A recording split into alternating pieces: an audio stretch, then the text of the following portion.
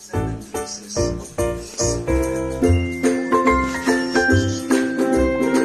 hello guys, welcome back ulit sa aking YouTube channel. Ngayon ay titignan na natin tong tong ating lumalangit-ngit. Mukhang wala na siyang grasa. Ayan, sana ito yung lumalangit-ngit. Sige, buksan natin kasi galing pa to sa Pixie ko, matagal na to eh. Kaya ayun, bubuksan natin siya guys. Sige, siya dito sa kabila. Ayan, tanggalan natin itong dalawa sa kabila. Ayan, tanggalan natin itong dalawa. Ayan, pupukpukin na natin siya para lumabas yung bearing. Medyo muna natin siya ng isang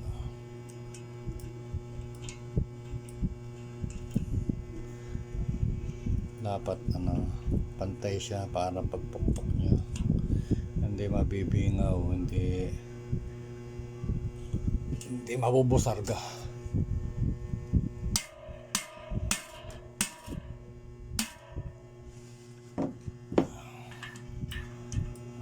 Tanggal yung kabila.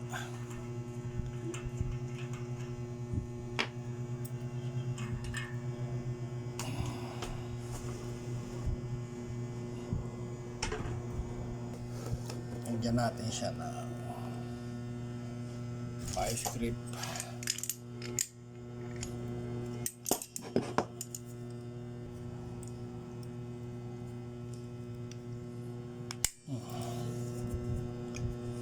$17. Ayun, tanggal.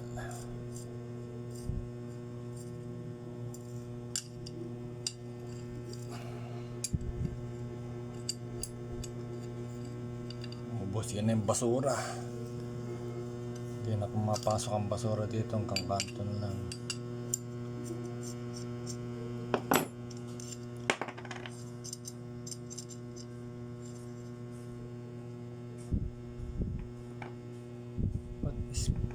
Spacer lang siya, hindi siya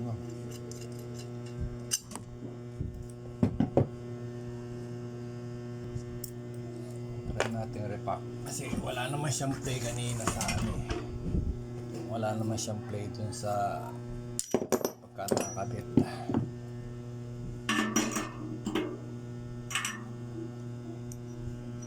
Lagyan muna natin siya ng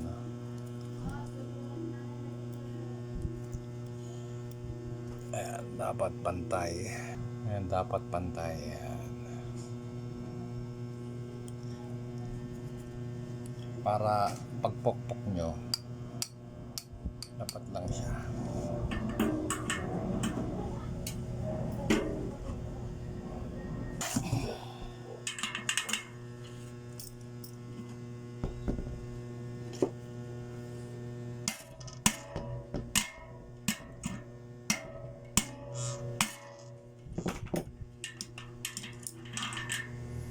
Tanggal na.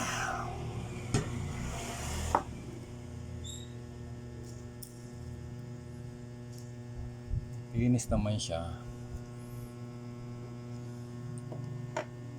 Walang tayo ng matalas.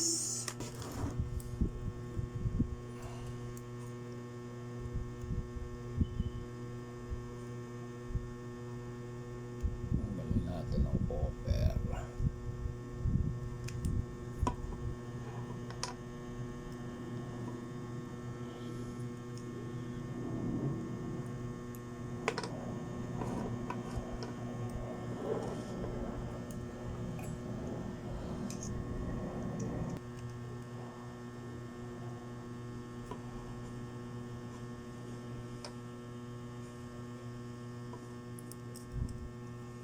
Mukhang itong isa na to ang magaspang na siyang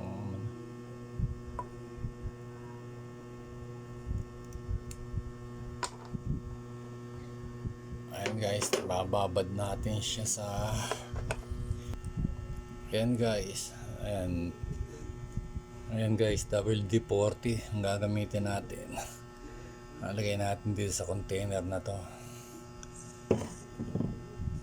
Alagyan natin ng WD-40 sa loob.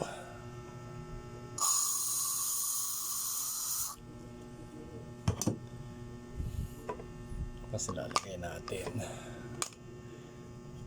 Lagyan natin konti.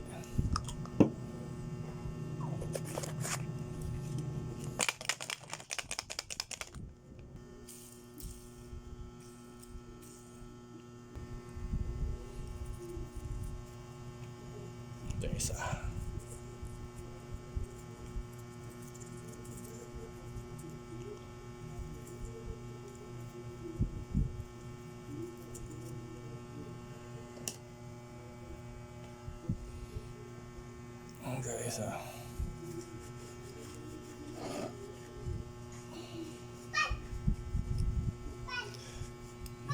Guys, nilinisin na natin.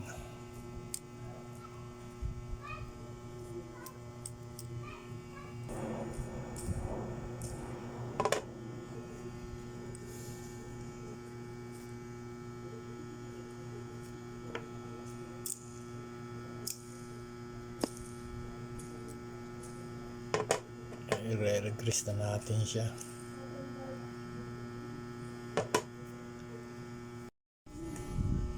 And guys, ito okay ito. Pagka may kalog sa kanila, meron pa ako dong hub.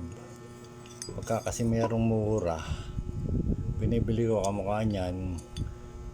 Minsan 50 lang ang isang ganito, binibenta nila. Kasi bago pa. Kasi ang bearing magkano nasa 100 na yata yung bearing ng isa eh. Kung 50 lang to, may dalawang bearing ka na, may ehe ka pa, may hub ka pa.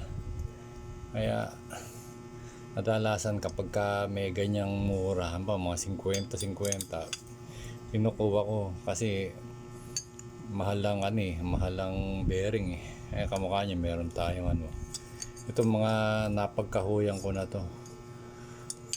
Ayan guys, lalagyan na natin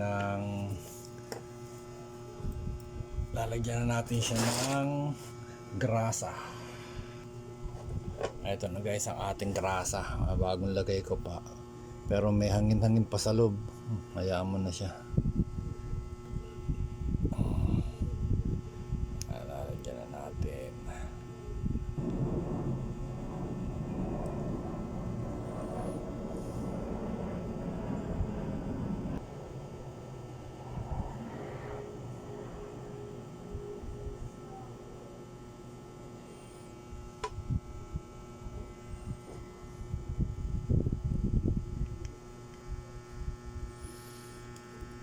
Nirip ako na siya kasi ulit tayo ng accessories. Kailangan ko kasi siya, nasa kanya kasi yung rack eh. Masakit na sa likod pero nung una sa bag ko lang nilalagay. Sa bag ko lang nilalagay yung mga rack. Kaya pa. Ngayon medyo masakit na sa likod. Ayan. Dapat wala siyang puwang. Ayan. Dapat wala siyang space. Lahat may grasa. Tapos nilinisin din natin tong cup niya.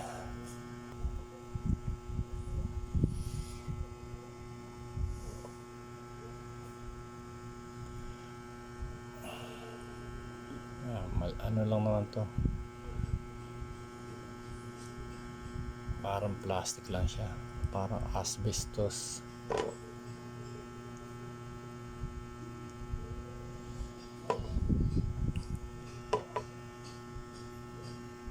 Linisin ulit.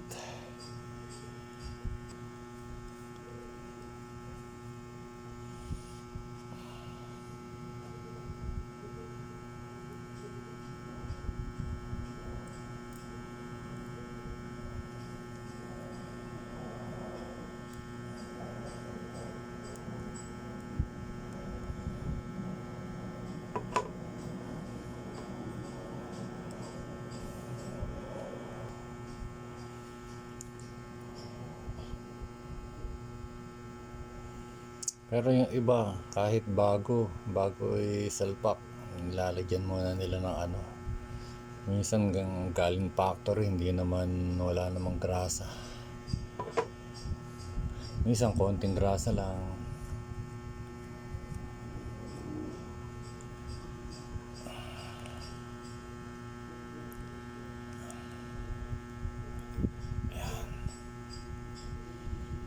Ay, sige guys, ayan, ilalagay na natin.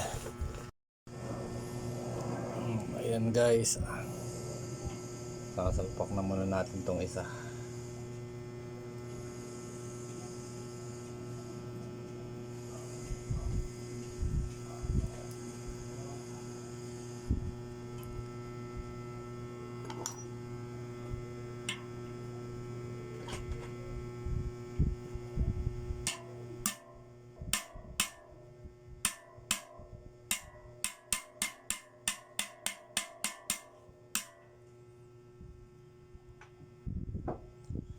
Ayan, madali sa una kasi kahit ito lang ang pang ano nyo, kasi ano pa naman lapat pa siya.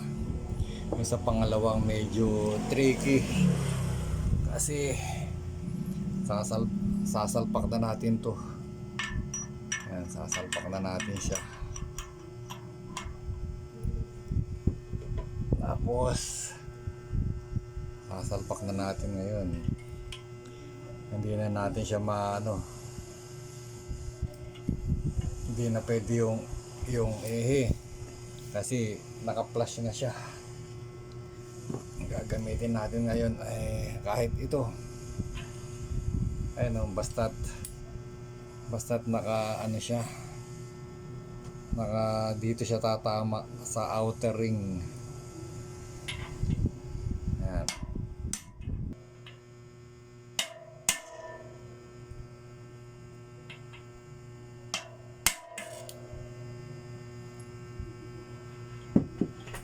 Ayun na yung sakit niya.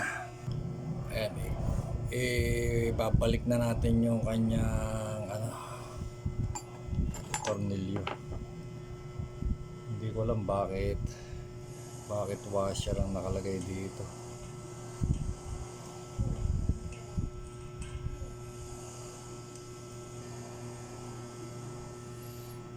Kapag kasi ganyan, hindi mo mahigpitan. Ito natin ng konti siguro.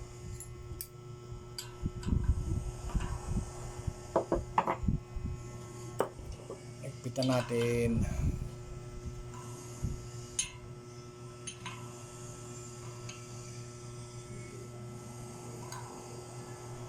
Sobra.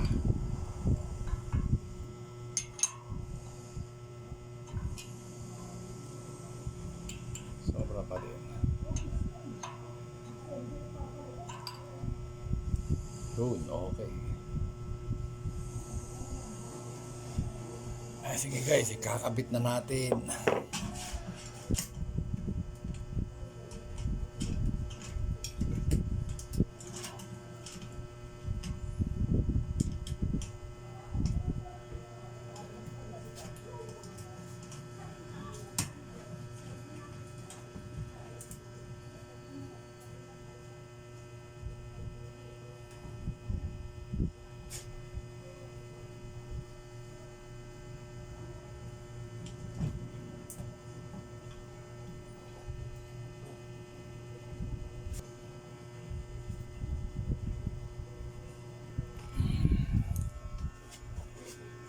Ayan na guys,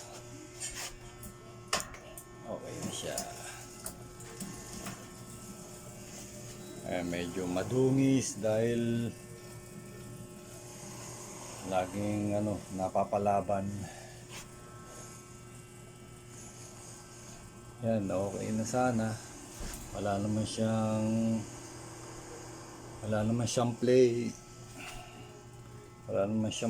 Wala. Yan, okay na yan guys. Para sa pagkuha natin ng ng accessories, okay na siya. nasa kanya kasi ang rack.